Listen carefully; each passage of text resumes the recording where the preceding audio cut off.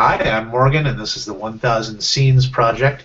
And improviser number 29 of 1000 is Scott Friedstein. Hello, Scott.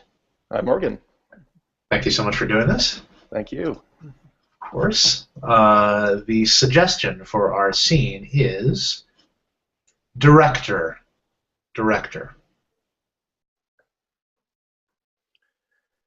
So listen, I want to stage a play.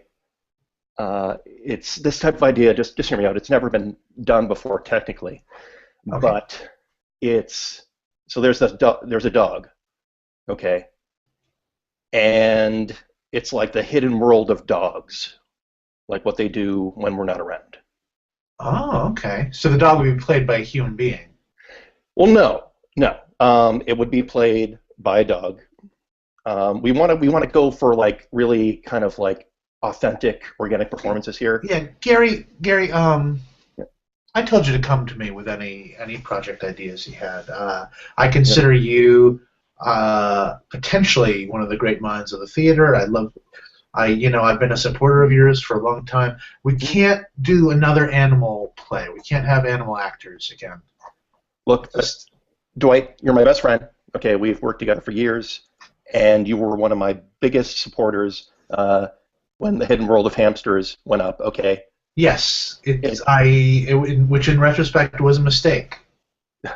Yes. Well, I mean, it didn't do very well in previews, and we should have cut it at that point. And I urged you to, and you went against my wishes. So. Yeah, and that was a mistake. We They're lost a lot tiny of little money. creatures. You see, you can't. True. Even if they were able to make expressions, I'm not even sure they're able to make facial expressions, distinct facial expressions. No. Even if they were able to make them, no one would be able to see them in any size Broadway house, No. much less a large theater like you insisted. Yeah. I guess we should have staged it maybe in a diorama or a cardboard box of some sort. Not on a Broadway theater stage. I mean, Sure. the emotion really didn't come through. They look kind of cute. If you. They were adorable. They were adorable. Nobody's arguing that. Yeah. It's just like, look, I'm gonna be forward with you. I'm gonna need some money up front if this is gonna work. And Well, how much money were you thinking up front? I mean, maybe if you do some small experimental version, you'll see that you just cannot. It's just not going to work with it. How much were you thinking up front? $2,000, maybe $3,000. It's just like these things aren't cheap, And you know as well as I do. Wait, are you going to purchase dogs? No. This is for basically the dogs have been procured. So the budget is really for tending to the dogs, hair, Okay, makeup, the handlers and the groomers. Okay, that makes sense. press, agents, lawyers. These dogs, they're not like the dogs, our grandfather's dogs. They come with large entourages. Oh, these are celebrity dogs. Well, they're working their way up. They're gonna be celebrities when this thing opens. I'll tell you that. Okay, well, like they're on Instagram, that sort of thing, or what's their current? Why do they have entourages now? Well, they're in the dog world. Let's say they're internet famous, but they're Internet. not. See, that's why I don't have a handle on this whole internet thing. So I know that it's the future. Yeah, and it's. I admit it's a big risk we're taking. We're taking animals out of the internet and onto the world stage like this. But Well, so what is the dramatic thrust of the piece? I mean, it's really so there's this one the lead character is a dog who really he's just kind of like he's suffering an existential crisis. Okay. This Yeah. isn't another thinly veiled thing about you and Veronica, is it? This isn't going to be like the hamster thing. No, and I hope The tortured playwright director who can't. Yes. His girlfriend doesn't understand him. There's nothing like that. The dogs are not. No, it's not an allegory at all for my failed relationship, personal and creative, with Veronica. Right, And but I'm sorry for interrupting. You were saying is going through an existential crisis. Yeah. He's going through an existential crisis, but because he's a creative individual and he doesn't feel like he's recognized or really kind of people have seem to have forgotten about him. The dog. I'm talking about the dog. Right. Yeah. Okay. Well, that's a pretty universal theme. I mean, that does seem to sort of reflect, could be seen to reflect your life, but that's not. That doesn't mean it's bad. It's just we don't want to. Yeah. We don't want to remind anyone of the hamster show. Yeah. So that sounds great. How will the dogs express themselves? Because dogs, I don't need to remind you, cannot speak. Exactly. You have a point. That's very true. And we will have people with placards that will have displayed the dialogue that the dogs are meant to say in the production. And I think that will work just as well as if the dogs could actually talk, which they can't. So the dogs will just kind of be there. They will be there. I don't want to say that there's scenery, but it just won't work any other way. And people will. I think the emotional content will really resonate with any audience. This is my last shot. I hate to say, but I really think it is. And you. Just checking, you want to spend your last chip, as it were. You're putting your last chip on a play where it's dogs as props and people hold up placards behind them expressing their existential dilemmas. Yeah. And I really don't want to get back into commercial work. It just you were such an excellent commercial director. I still buy Alpo. The vet tells me not to. He says it's got a lot of filler in it.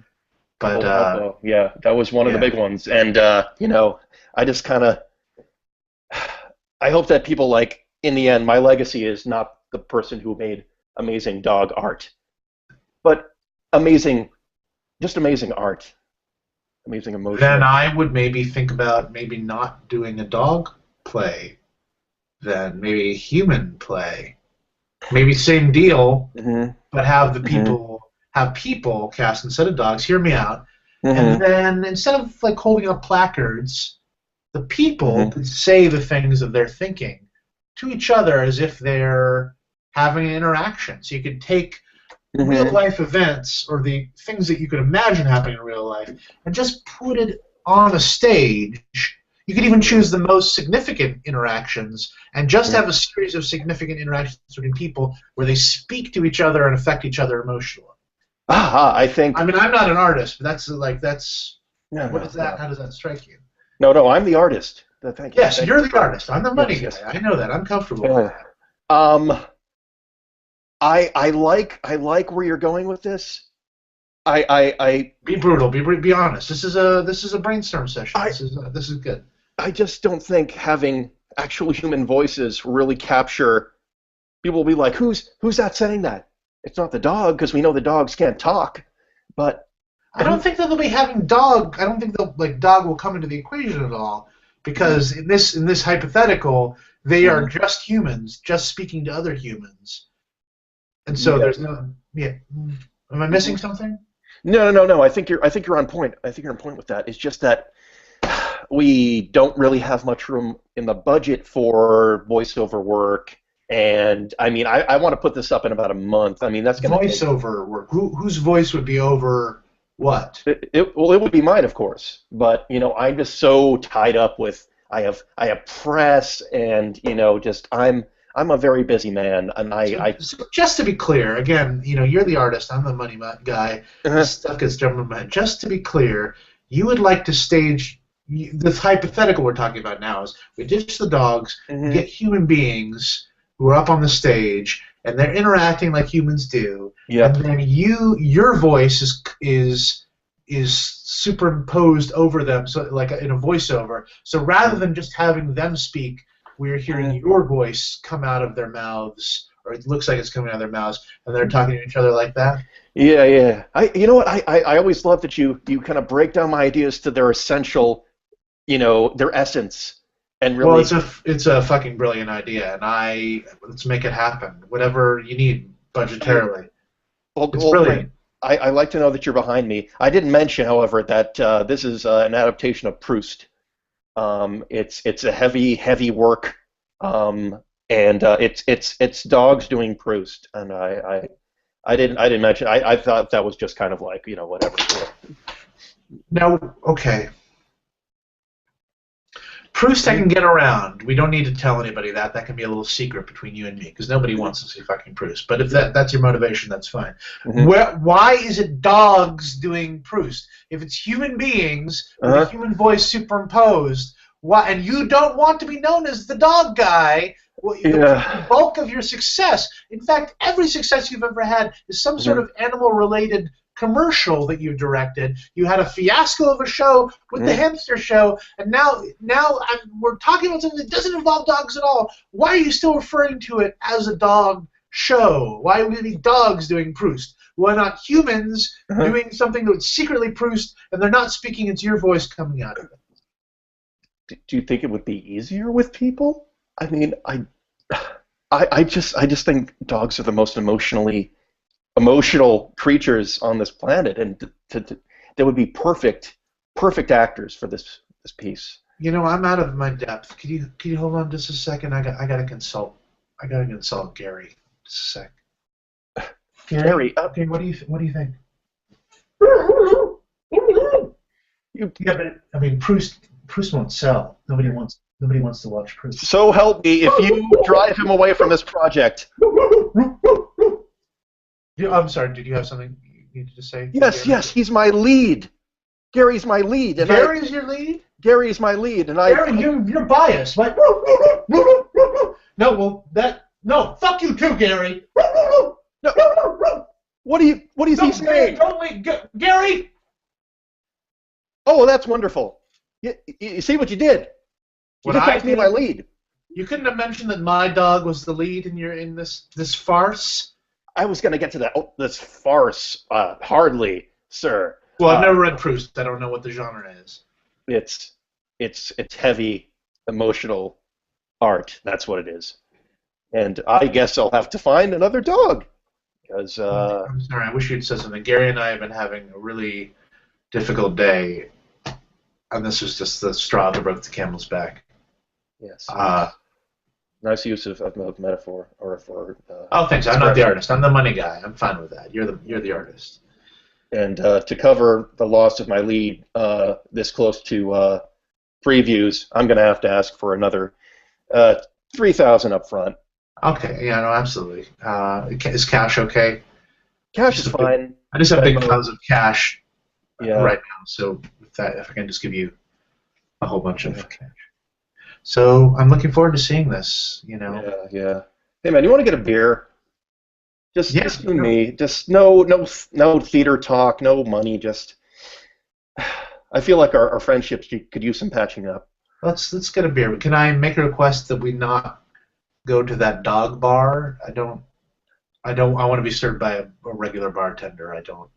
No, I wasn't thinking the dog bar. Just a regular divey joint. No dogs whatsoever. In fact, we won't even discuss canines or canine kind.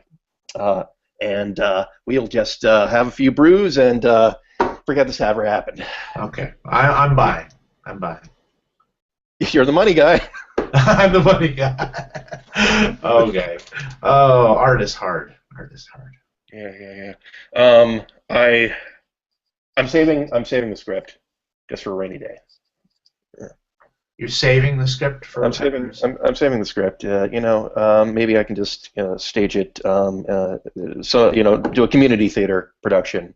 Oh, you mean the way you originally intended? The way I originally intended. The dogs and placards and everything. Yeah, absolutely. Knock yourself out. Unless it involves money, I'm not interested in it. Okay. Hey, let's not talk money. That's right. This will probably be low budget.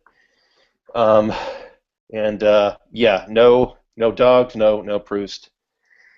God, I gotta call my agent. I need to ask him exactly how I can pay off the mafia now. The mafia? The mafia, yeah. Were you borrowing? You were borrowing more. You did some more gambling. Yep. Got into some dealings with them. Shouldn't have. And Yeah, you can't. You're not a good pool player.